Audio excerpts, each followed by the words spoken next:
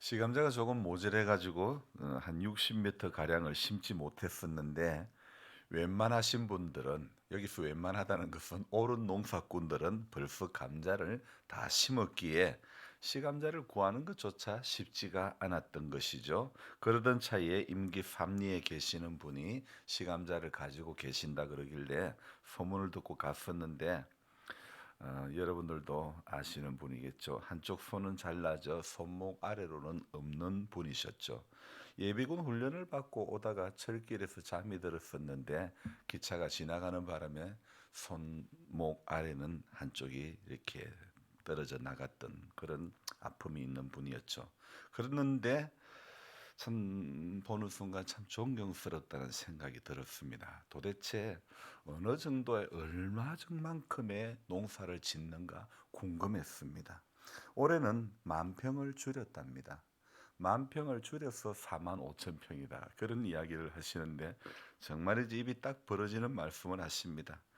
그 옆에 또 어떤 다른 분은요, 밭 임대료를 1년에 4천만 원을 내고 농사를 짓는 분도 계신다고 하죠. 저로서는 도무지 상상이 안 되는 임대료이고 경작 평수입니다. 어찌 사람이 그 많은 농사를 다 짓느냐고. 정말 낙타가 바늘기로 들어가는 것보다 더 어렵다는 것이, 성경에서는 부자가 천국에 가는 것이 그만큼 어렵다고 기록이 되어 있는데, 농사를 짓는 현장에서 듣고 보니 저의 체력과 저의 실력으로는 이 귀농한 사람이 농사를 지어서 돈 번다는 것은 정말 낙타가 바늘기로 들어가는 것만큼이나 어려운 일인 것 같습니다. 대단한 양도 아닌 밭에 감자를 심는 동안에 마신 음료와 물이 엄청난데, 그만큼 갈증이 많은 일, 땀을 많이 흘려야 하는 일이 농사인데, 쌀 한 톨에 88번의 수고가 있어야 한다는 말이 있는데, 밭농사를 짓는 분들을 보니 쌀 농사는 게으른 농부가 짓는 농사라는 생각밖에 들지 않습니다. 쪼그려 앉아 엉덩이에 방석 하나 붙이고 하루 종일 10시간, 11시간 노동을 하려면 얼마나 힘이 들까? 그래도 조금 남았을 때는 추가로 10,000원 더 줄게, 1시간만 더 해달라 그럴 때에 정말 아침 6시에 나와가지고 저녁 6시, 7시까지 이렇게 하고 간다는 것. 돈 일당 10만 원에서 12만 원을 받기 위해 얼마나 많은 고생을 해야 하는지, 정말이지 상상도 안 되는 땀을 흘려야 하루가 간다는 사실. 농촌의 삶의 현장이 정말 너무 어렵고도 힘든 곳이 아닐 수가 없죠. 저는 힘들고 상상이 안 되지만, 계속해서 농사를 짓고 또 일하러 가시는 분들 보면 체력이 되는 것인지 인내심이 많은 건지 모르겠습니다. 그만큼 힘들어서 눈물 흘리지 않고서는 감당이 안 돼서 그런 것인지, 아니면 긍휼히 여기는 마음이 많아서 그런 별명이 붙었는지, 오늘부터 보게 되는 예레미야는요, 이 예레미야의 성경의 기록자인 예레미야 선지자에게 붙은 별명이 바로 눈물의 선지자라고 이야기합니다. 그래서 눈물의 선지자, 왜 눈물의 선지자라고 하였을까? 그래서 이 오늘 새벽에 그 질문을 제 스스로 해보았습니다. 듣기는 들었는데, 그렇다고 해가지고 예레미야서에 이 예레미야는 눈물의 선지자라고 그렇게 딱 못 박아 말하지도 않는데, 왜 눈물의 선지자라고 말할까? 그런 생각을 해보았는데요. 오늘 예레미야 1장 5절로 돌아가 보면 분명히 하나님께서 예레미야를 선택하실 때에 이렇게 이야기합니다. 내가 너를 모태에 짓기 전에 너를 알았고, 내가 배에서 나오기 전에 너를 성별하였고, 너를 여러 나라의 선지자로 세웠노라. 그렇게 예레미야 1장 5절에 말씀하고 있습니다. 자, 하나님께서 이렇게 예레미야를 택해 주셨고, 또 하나님 앞에 그 택함을 받고 하나님께서 주신 그 말씀을 선포했던 예레미야. 오늘 그 예레미야가 사역했던 시대적인 상황을 먼저 알아야 왜 이 사람이 눈물의 선지자가 될 수밖에 없었는가를 우리는 알 수가 있는 것입니다. 유다와 예루살렘에 말씀을 전하게 하신 그때는 하나님의 백성들이 하나님을 버리고 다른 신들을 섬기고 있었다는 사실입니다. 그래서 그 다른 신들의 숫자가 얼마나 많은지요. 오늘 2장 18절의 말씀을 빌면 이렇게 말씀하고 있습니다. 2장 18절 2장 18절 3장 같았던데 거기에 보면요. 내가 만든 신들이 어디 내가 만든 신들이 내 신들이 어디 있느뇨? 그들이 너희의 환난을 당할 때에 구원할 수 있으면 일어날 것이니라.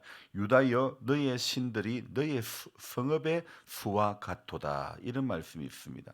성읍의 수와 같도다. 이 말.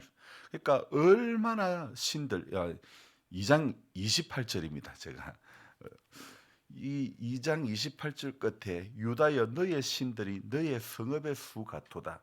얼마나 많은 이 우상을 다른 신을 섬겼던지 의의가 없지요. 하나님을 떠난 것도 모자라 정말 저 많은 성읍들 그 성읍의 수만큼이나 다른 신들을 섬겼다고 기록되어 있으니 이거 정말 적지 않은 충격이 아닐 수가 없죠. 분명히 출애굽기 20장에 모세를 하나님이 불러셔서 십계명을 주실 때에 하신 말씀이 무엇입니까?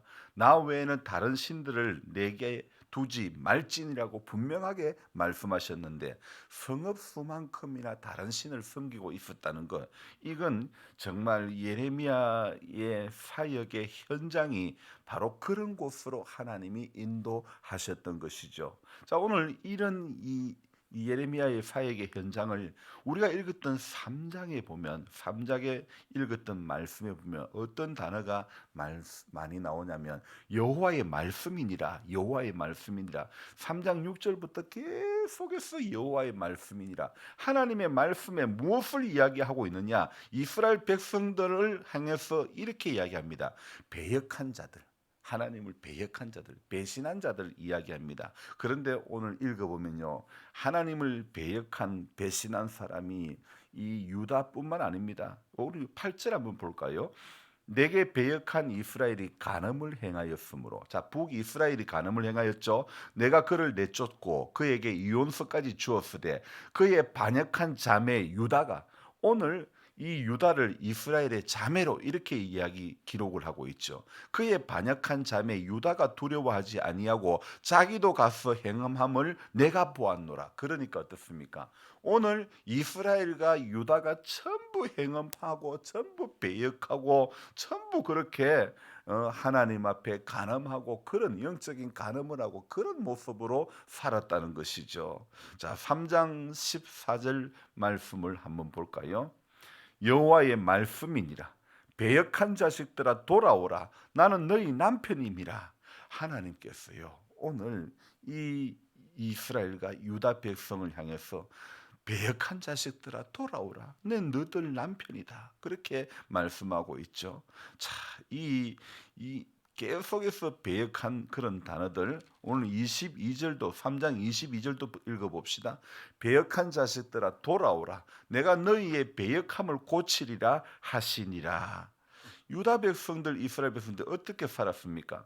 분명히 하나님의 말씀에 너희는 내 목소리를 청종하라. 그래야면 나는 너희 하나님이 되겠고 너희는 내 백성이 되리라. 분명히 그렇게 말씀하지만은, 그러나 안타까운 것은요, 예레미야서를 읽어보면 이 7장으로 넘어가 보면요, 어떤 이야기들이 나오냐면요, 7장 23절부터 26절에 보면 하나님께서 수많은 선지자와 수많은 방법, 23절부터 26절에 보면 내용이 이겁니다. 수많은 선지자와 수많은 방법으로 배역한 사람들을 돌아오게 하시려고 하였지만은 그들은 하나님의 음성에 청종하지 못하는, 귀를 기울이지도 않는, 너희 열조가 애굽 땅에서 나온 날부터 오늘까지 내가 내 종 선지자들을 너희에게 보내었으되 어떻게 보냈다고요? 부지런히 보냈다. 하나님께서 부지런히 보내고 또 보내었는데, 그런데 어떻습니까? 너희가 나를 청종하지 아니하며 귀를 기울이지 아니하고 목을 굳게 하여 너희 열조보다 어떻게 했다고요? 악을 더 행했다고 오늘 성경 기록하고 있습니다. 여러분, 저는 어제 청송에 계시는 목사님의 페이스북에 올린 글을 보았습니다. 내용은 짤막한데 시사하는 바가 큽니다. 이 목사님께서 어제 주일 예배에 어떻게 이제 예배를 드리고 강단에 갔을 때 어떻게 이제 자기 마음에 오는 것을 글을 적었는데 이렇게 적었습니다. 오늘도 고통스런 마음을 안고 강단에 섭니다. 아무리 전해도 변하지 않는 사람들, 이런 기대를 가지는 것도 나의 교만함일까? 무덤덤하게 받아들이는 것은 소명에 대한 회피는 아닐는지 복잡한 마음입니다. 이렇게 글을 올렸습니다. 목사님의 글의 서두에 보면 오늘도 고통스런 마음을 안고 강단에 섭니다. 이것이 어쩌면 오늘 예레미야의 심정이 아닐까, 예레미야의 눈물이 아닐까 이런 생각을 합니다. 목사님이 이 글에 어떤 분이 이렇게 글을 적었습니다. 목사님은 말씀을 전하시면 됩니다. 눈에는 안 보여도 분명 변화는 있습니다. 이렇게 한 분은 적으셨고요. 또 다른 분은요. 이 목사님은 살아있는 하나님의 메신저요. 그런 마음 누구에게나 있는 것은 아니니까요. 이렇게 답글을 적어 올렸죠. 이에 목사님은 다시 답글을 달기를 눈물의 앞을 가리는 주일 아침입니다. 라고 글을 남겼습니다. 저는 고통스러운 마음으로 강단에 선다는 것, 이유가 무엇입니까? 아무리 전해도 변하지 않는 사람들, 오늘 예레미야의 심정이 그의 눈물이 바로 이런 것에서 나온 것이 아닐까 그런 생각을 해봅니다. 자, 어제 시감자를 가지고 갔던 동네가 임기 3리입니다. 저는 임기 1리에 살고 가까이 있는 임기 1, 2 사람들도 사실은 사람들이 별로 없고 임기 3리는 사실 임기 중에서도 아주 변두리고 그는 사람도 별로 살 곳이 안 된다는 그런 생각을 저 안에 예전부터 그런 생각을 가졌는데 사실 임기 마을 중에서는 별로 알아주지도 않는 동네인 줄 알았는데 한쪽 기퉁이에 처박혀 있는 아주 조그마한 동네인 줄 알았는데 알고 보니 마을 가구 수는 그다지 많지는 않은 것 같은데 밭농사의 양이 장난이 아닌 그런 동네 같았습니다. 그렇게 농사양이 많아서 그런 것일까? 임기 1, 2, 임기 3리에 또 1, 2와 3리는 교회가 한 군데도 없는데 오직 교회가 존재하고 있는 마을은 우리 마을 이곳에만 존재하고 있는 것이죠.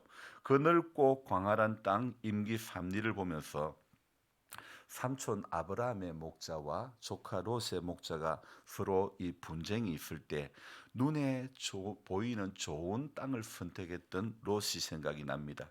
여러분, 눈앞에 보이는 좋은 땅은 결코 좋은 땅이 아니라는 사실을 알아야 합니다. 오늘 우리가 알아야 할 사실이 바로 그거죠. 눈앞에 보이는 대단한 것이 결코 대단한 것이 아니라는 사실.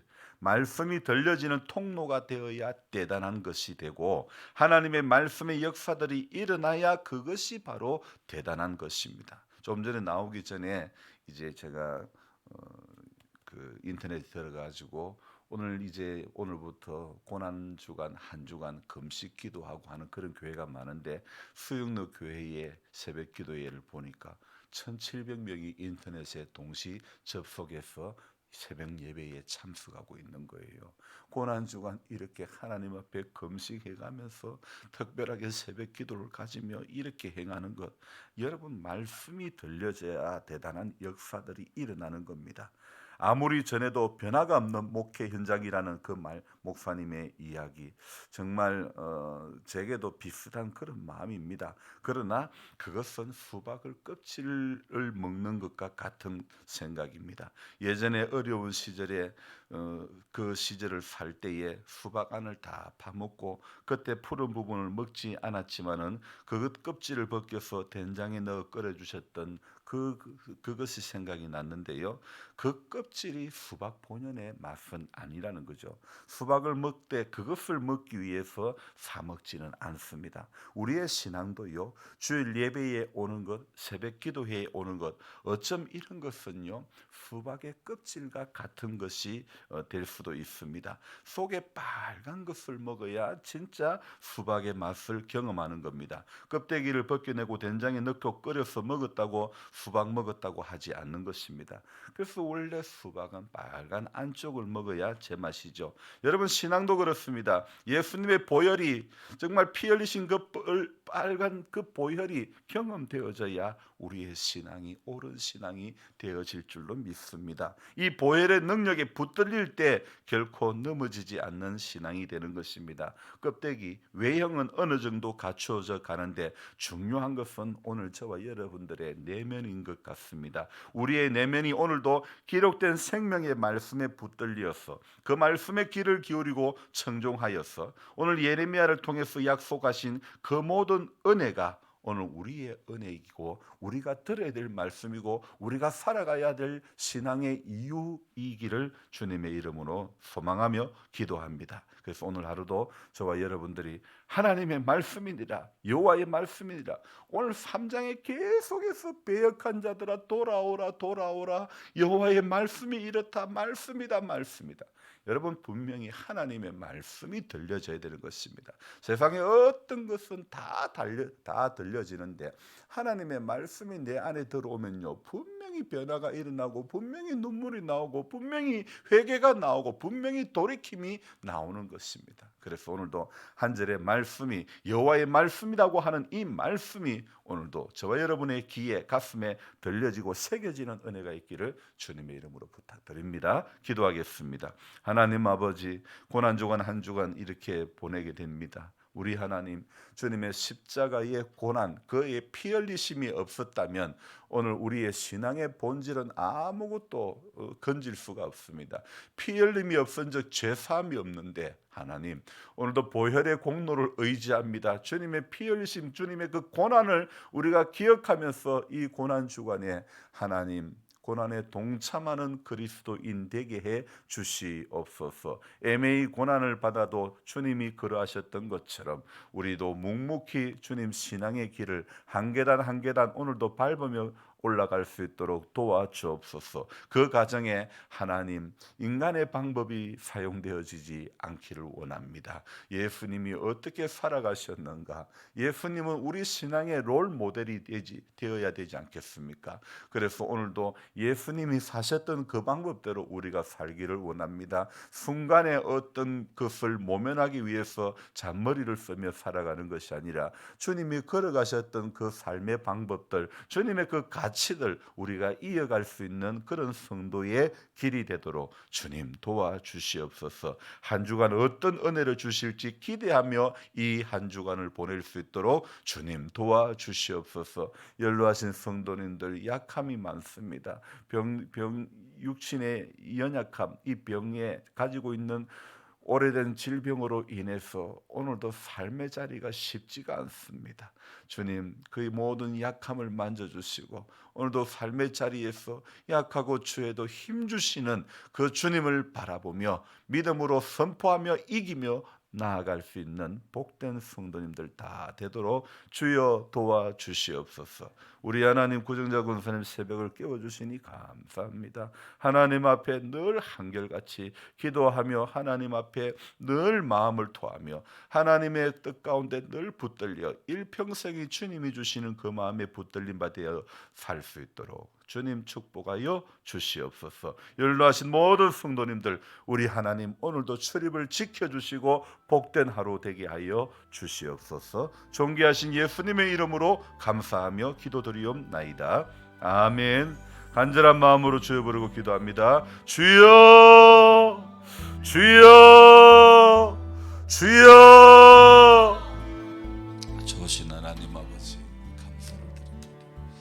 주님, 오늘도 살게 하시려고 우리의 새벽을 깨워주신 줄 믿습니다. 이 새벽에도 하나님 그 말씀을 우리가 듣고 여호와의 말씀이라고 청종하라고 하나님 말씀